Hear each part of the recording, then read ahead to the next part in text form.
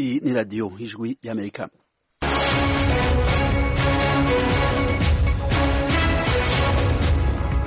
Ijwi ry'Amerika rirabandanya kubashikiriza ibiganiro byaryo mu Kirundi mu Kinyarwanda. Muri neza mwese muduteze amatwi, muri kumwe na Frederic Nkundikije na Edi Rwema. Nanjye ndabasuje kandi bayikaze amakuru yacu kuri uyu mugoroba. Mu Burundi, komisiyo ishinzwe kugenzura uko itangazamakuru rikora CNC yatangaje ko ntacyo yavuga ku byaha abanyamakuru b'ikinyamakuru iwacu baregwa kuko bikiri mu butabera. Kubera sindamenya neza bafunzwe ku bijanye n'umwuga wo kumenyesha amakuru, aho twosaba ko amategeko yosomwa agakurikizwa. Uyo ni Nestor Bankumukunzi, umukuru w'urwego rw'igihugu rujejwe kugenduza ukuntu ibinyamakuru n'amaradiyo bikora mu Burundi. Mu gihugu ca Zimbabwe, abapolisi batesheje imyiyerekano y'abakozi basaba kongerwa umushahara. Perezida Tayyip Erdogan wa Turukiya yemeje ko igisirikare cy'igihugu cye cyataye muri yombi umugore wari umuyobozi w'umutwe w'intagondwa wa leta ya Islam Abubakar al-Baghdadi. Ivanka Trump, umukobwa wa Perezida Trump akaba n'umuhanuzi muri perezidansi yiwe, ari mu rugendo mu gihugu ca Maroc. Ishami ry'umuryango w'abibumbye ryita ku bana UNICEF rihangayikishijwe n'umubare munini w'abana bataye amashuri mu gihugu cya Kameruni. Ayo makuru n'ayandi avugwa hirya no hino ku isi ni mu kanya, mugume ku maradiyo.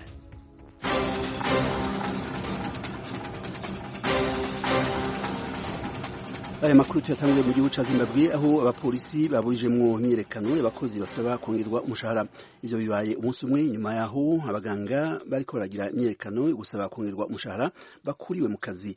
Muri izi ndwi ziheze, imyiyerekano yarabaye intavanako mu gihugu ca Zimbabwe kubera ubutunzi buguma uyanzara. Abapolisi bitwaje ibihiri batangiriye abariko baragira imyiyerekano banababuza kuva mu kibanza bari bakoraniyemwo ku murwa mukuru Harare. Abantu isinzi bari bitavye iyo myiyerekano kandi bari bafite umugambi wo gucumbika ku biro bitandukanye vya leta, aho vyari bitegekanijwe ko bashikiriza urwandiko ruriko urutonde rw'ibintu basaba. Ishami ry'umuryango w'abibumbye ryita ku bana UNICEF rihangayikishijwe n'umubare munini w'abana bataye amashuri mu gihugu cya Kameruni mu duce twiganjemo abakoresha ururimi rw'icyongereza. UNICEF ivuga ko abana hafi 855 batiga. Isanga nta gikozwe ibyo bishobora kuzagira ingaruka zitari nziza kuri abo bana ndetse no ku mutekano w'igihugu muri rusange. Abaharanira ubwigenge bw'igice kivuga icyongereza bahagaritse amashuri bihimura kuri leta, bavuga ko ibavangura. UNICEF ivuga ko mu myaka 3 ishize amashuri arenga 70 yasenywe. Igaragaza kandi ko habayeho no gushimuta abanyeshuri n'abarezi babo. Umuvugizi wa UNICEF Marizie Mercado yanenze icyemezo cyafashwe n'abaharanira ubwigenge, ivuga ko kimaze kugira ingaruka mbi ku bana no ku miryango yabo. Asobanura ko nyuma y'amezi 2 ashize umwaka w'amashuri utangiye, 90% y'amashuri ya leta agifunze mu duce two mu majyaruguru n'amajyepfo ashyira uburenganzira bw'igihugu. UNICEF irasaba impande zirebwa n'ibibazo biri mu duce dukoresha icyongereza zirimo imitwe yitwara gisirikare na guverinoma kudakoresha abana n'uburezi nk'intwaro mu rugamba bahanganyemo. Iri shami rya ONU rivuga ko rikeneye nibura miliyoni 20 z'amadolari kugira ngo rishobore gutanga uburezi ku banyeshuri babukeneye.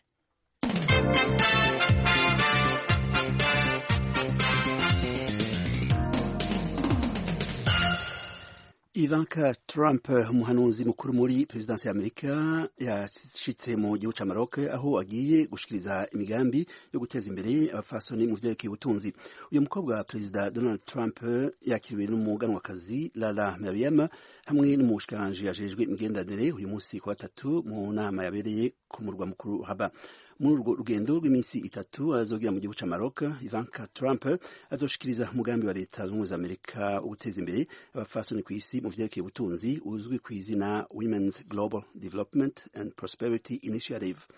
Uyu mugambi watanguye mu kwezi kwa kabiri uzofasha abafasoni imiliyoni 50 mu bihugu bikiri mu nzira y'amajambere mu kiringo c'imyaka 6 iri imbere. Muri urwo rugendo, Ivanka Trump hari kumwe na Shane Cross, umukuru w'ishirahamwe ryigenga ryitwa The Millennium Challenge Corporation, risanzwe rikorana n'igihugu ca Maroc mu migambi yo kunagura ubutunzi, kurwanya ubukene hamwe no gukomeza inzego.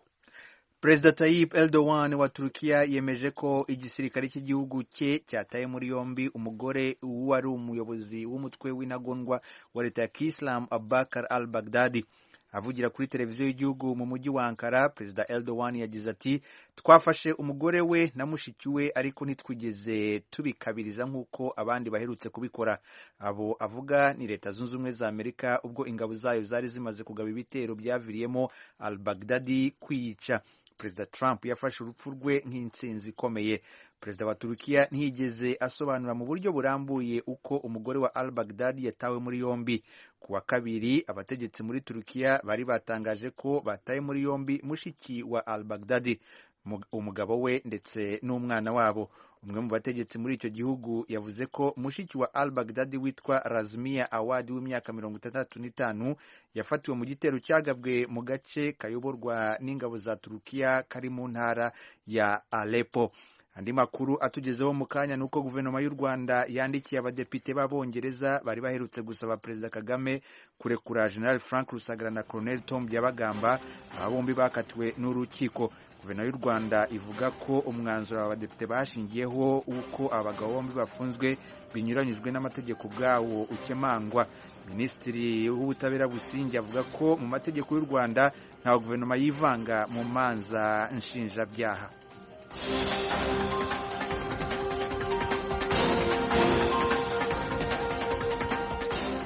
Tubibutse inshuti mwese ko muri ko murabandanya kumviriza iradiyo Ijwi ry'Amerika mu Burundi, mutwumvira ku mirongo migufi ya shortwaves ku metero 19 n'imetero 22. Mu Rwanda ni kuri FM 104.3. Mushobora kandi kudukurikira ku rubuga rwacu rwa internet kuri wa@radioyacu.voa.com. Mushobora kandi no kudusura ku zindi mbuga zacu zirimo urwa Facebook, urwa YouTube ndetse na Twitter.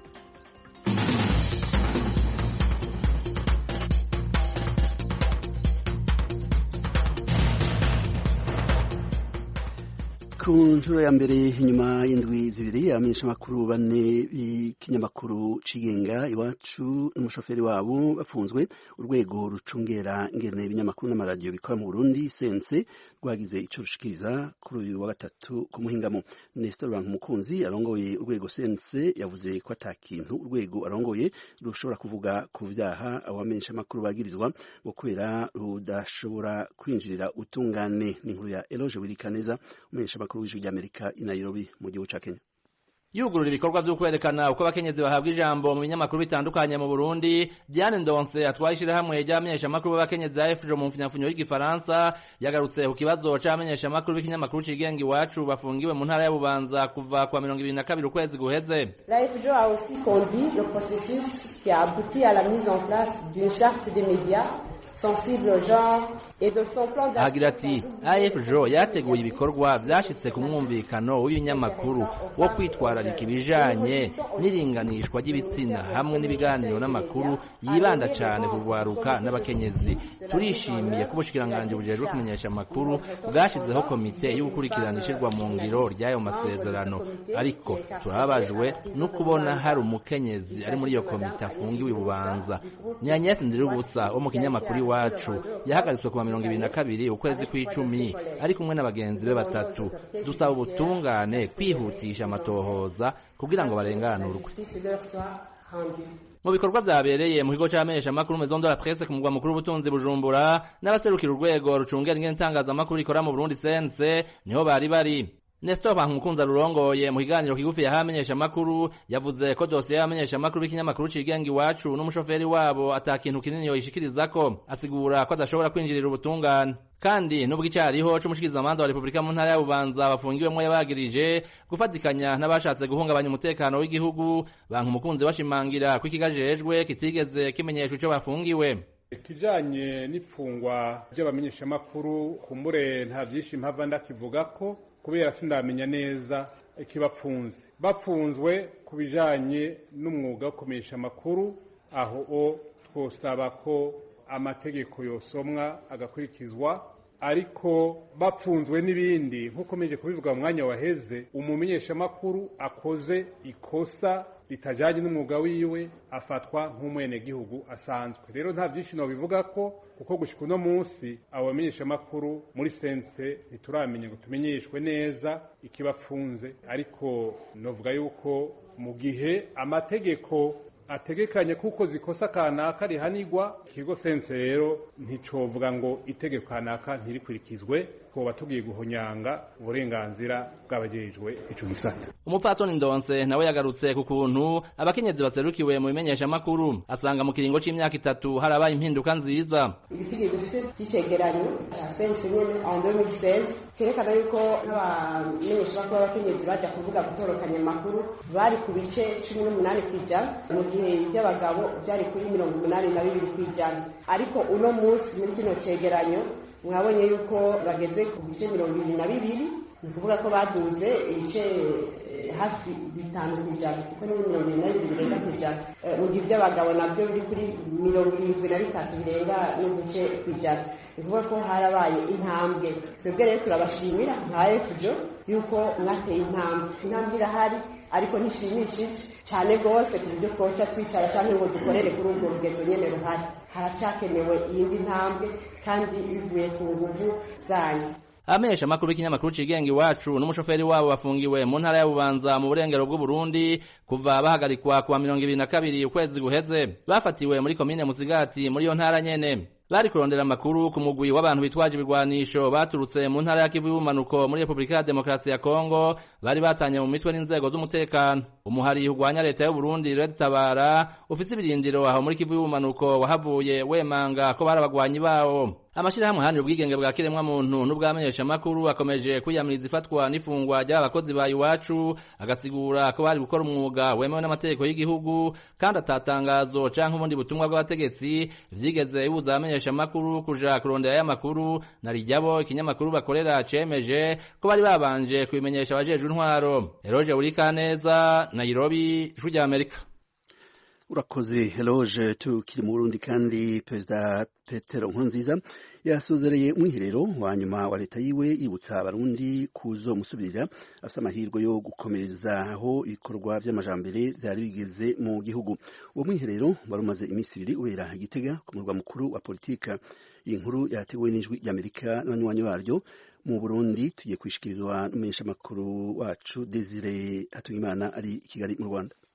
Uwo mwiherero wa leta y'u Burundi warumaze iminsi 2 ubera ku mugwa mukuru wa politiki Gitega, urongowe n'umukuru w'igihugu cy'u Burundi no gusozera ikiringo Petero Nkurunziza yari yaratorewe kuva mu 2015. Prosper Ntagwamiye umuvugizi akaba n'umunyamabanga mukuru wa leta y'u Burundi yabishikirije mu isozegwa y'uwo mwihwezo. Uyu mwiherero novuga ko ari umwiherero udasanzwe kuko n'umwiherero uje usozera ikiringo cyo kuva mu 2015 gushika mu 2020. Murazi yuko twimirije amatora mu mwaka uza. Uyu mwiherero rero warukura bimwe ibikorwa byagenze kuri iyo myaka yose 5. Urumva bari umwiherero udasanzwe kwarukurabira hamwe imigambi yari yarafashwe iki kiringo gitanguye, imigambi yashoboye gukogwa yagoranye, hanyuma n'ukuraba imigambi yokogwa muri aya mezi asigaye. Hari kidasanzwe cyashikirijwe muri uwo mwihwezo nkuko uwavugira leta bishikiriza. Ntagwamiye avuga nk'ibijanye n'imigambi izobandanya irangurwa kugeza ikiringo kirangiye. Umunyamabanga mukuru wa leta ntiyibagiye kuvuga ko umukuru w'igihugu asaba abagize leta kutadehukirwa mu misi ya nyuma leta isigaje. Ariko rero ikintu novuga kindi kidasanzwe muri umwiherero wabaye nukubera muri uwo mwiherero abashikiranganje bagiye barashikiriza ibikorwa babona yuko ko muri amezi asigaye bitazoba birahera biri mu byo bazoshikiriza n'abazobakorera mu ngata. Aho rero wari nk'umwihwezo ahanini w'ibikorwa vyejo. Nyene icubahiro umukuru w'igihugu yaratanze impanuro nyinshi cyane, impanuro z'umuvyeyi, impanuro za Sebarundi. Yarasavye abitavye uwo mwiherero yuko batogira wa mugani w'umwana. Murazi yuko impembo y'umwana ipfira mu magodoka. Yavuze yuko si imisi mike isigaye boca badebukirwa bagakora nabi kugira ngo abazobakorera mu ngata bazosange ibintu bimeze neza. Mu Kirundi novuga ntibazoshike bamena umushike ahubwo bazosange ari ubusizi. Umukuru w'igihugu Petero Nkurunziza yibukije abashikiranganje ko naho batazoba bakiri muri ayo mabanga igihugu kizoguma kibakene. Prosper Ntagwamiye amenyesha ko President Nkurunziza yishimira ivyaranguwe na leta yiwe. n'ubu rero babandanya ari abavyeyi, ntibarabe imigambwe bakomokamwo, ntibarabe intara bakomokamwo, ntibarabe n'amashengero basengeramwo, bumve ko ari abavyeyi. Hama babwira yuko iteka ryabo ubu bafise no muri kazoza rivana n'ukuntu bakoze. Aca babwira ko igihugu kiri kumwe nabo, yanatwibukije ibisa na wa mugani w'ikirundi bavuga yuko igiti ciswe ingoma kidacanwa. Nuko rero iryo teka rero Imana yabateye barigendere, babandanye bakorera igihugu kizoguma kibikorako, ko nawe nyene azoguma ari hafi yabo mu mabanga, nawe nyene azobandanya gukora. Hanyuma rero yahejeje atanga amanota muri rusangi. Rero cyavuyemo nimba mukeneye kumva ukuntu yabigeza akabigeranura, muri rusangi yashitanze amanota 95 kwijana ku bikorwa iyi leta yarongoye kuva mu 2015 bari mu bikorwa bakoranye. Bitekanijwe ko umukuru w'igihugu Petero Nkurunziza azobisikanya n'umukuru w'igihugu mushasha mu kwezi kw'indwi mu mwaka uza. Uwo nawe azoba yatowe mu matora yo kugenekezo rya 20 ukwezi kwa gatanu umwaka wa 2020. Ayo matora y'umukuru w'igihugu akazobera rimwe n'ay'abahanuzi b'amakomine hamwe n'ay'abashingamateka. Arakoze Desire Hatungimana uri i Kigali mu Rwanda udusomeye iyo nkuru y'ijwi ry'Amerika ryakoze rifatanije n'amasoko yaryo mu Burundi. Iyi mwumva ni radio ijwi ry'Amerika. Turabasuhuje bakunzi banywanyi b'ijwi ry'Amerika. Dukomeze dufatanye kubona amakuru agezweho kandi yizewe twasangiza abatwumva. Kubera iyo mpamvu turabasaba kutugezaho amakuru, amafoto n'amashusho mubona aho mutuye, aho mukorera, aho mwiga naho mugenda. Mwatugezaho n'ibitekerezo hamwe n'ibyifuzo mufite byadufasha kubanogera. Mwakoresha urubuga rwa Facebook VOA Radio Yacu cyangwa nomero ya WhatsApp ikurikira: akamenyetso ko guteranya 1 2 0 2 4 4 1 9 3 1. Ijwi ry'Amerika ni radio yanyu.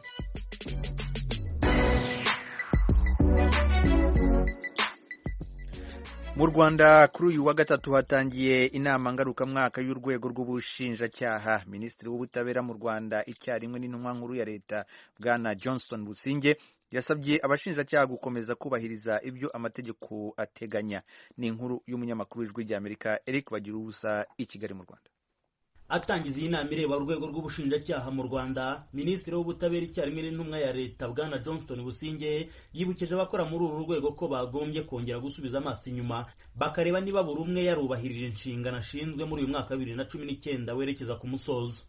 Arebe niba yaraharaniye inyungu z'akazi buri gihe, ko atigeze ateshuka ku nshingano, ko atigeze akoresha ububasha afite mu nyungu ze bwite, ko atigeze ashingira ku marangamutima, kuri ruswa, kwitonesha, ku bunebwe, ku gasigane cyangwa kwihagararaho mu mirimo ye.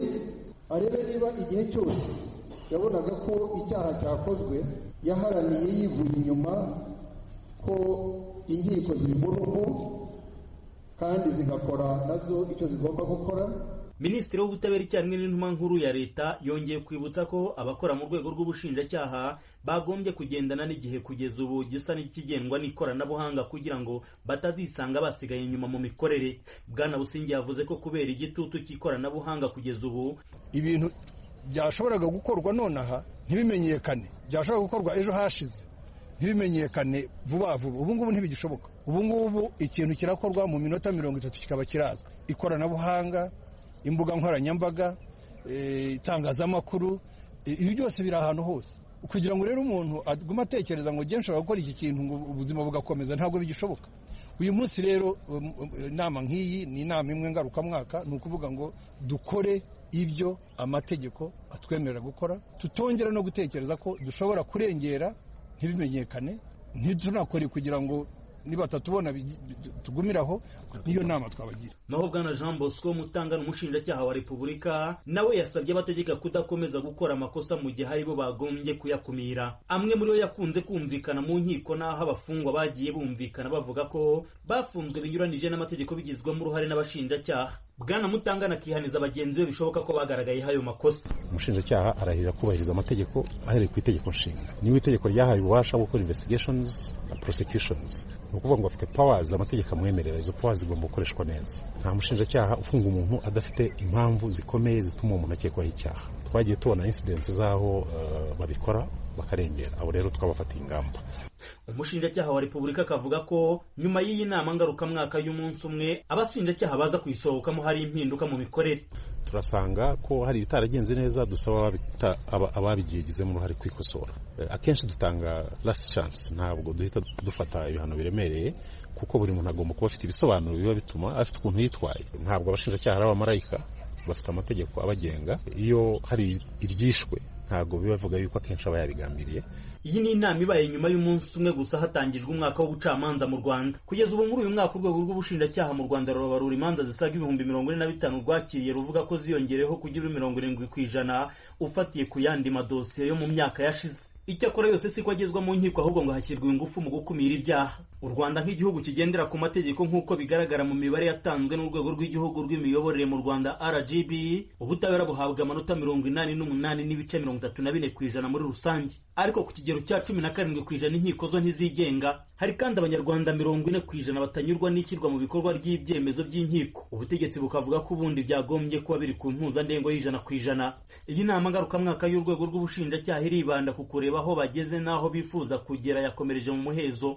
Mu biza kuvugirwamo harimo cyane kunenga bakoze amakosa ajyanye no gufunga binyuranije n'amategeko no gushima bitwaye neza bareba ku ntumbero y'ejo hazaza ku rwego rw'ubutabera mu Rwanda. Bagira ubusa ijwi ry'Amerika i Kigali. Impuzamashyaka ya MRCD uyu munsi yakoresheje ikiganiro kigenewe abanyamakuru i Buruseli mu gihugu cy'Ububirigi. Abayobozi bayo bongeye kugaragaza ko baharanira guhindura ubutegetsi mu Rwanda, kandi bemeza ko ingabo za FLN, Force de Liberation Nationale, ari izayo.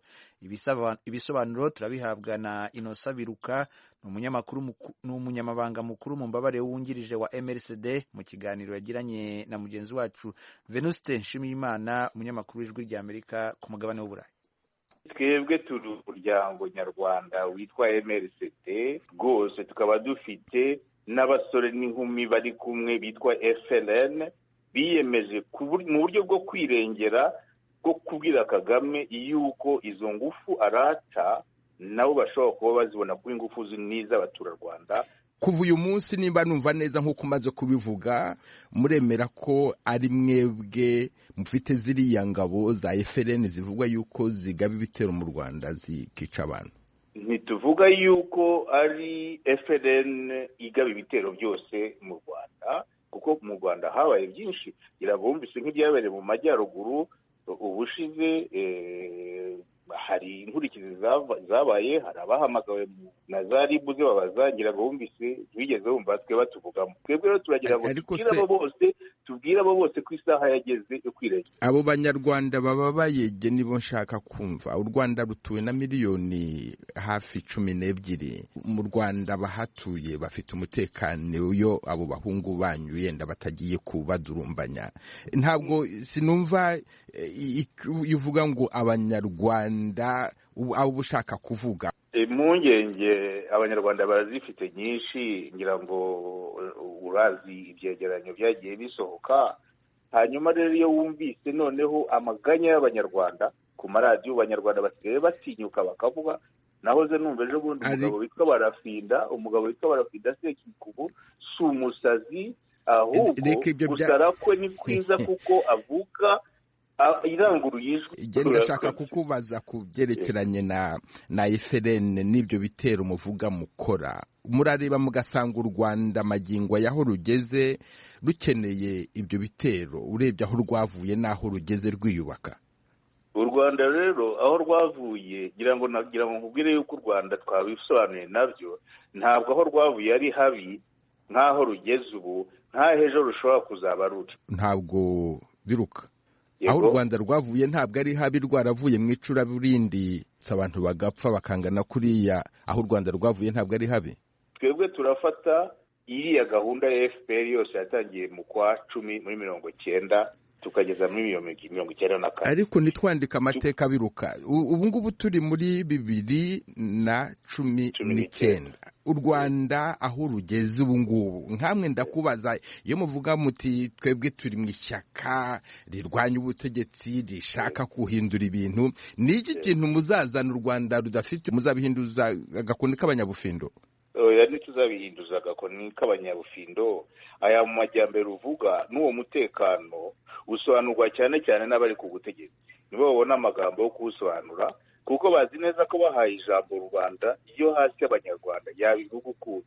Aha abanyarwanda se badahabwa ijambo ni hehe? Ibyiza bikorwa nyine mu rwego rwo kwerekana nyine ko bikorwa, ariko hari abandi bari mu gikari kinini cyane kirimo abanyarwanda barenga 90% badafite ijambo.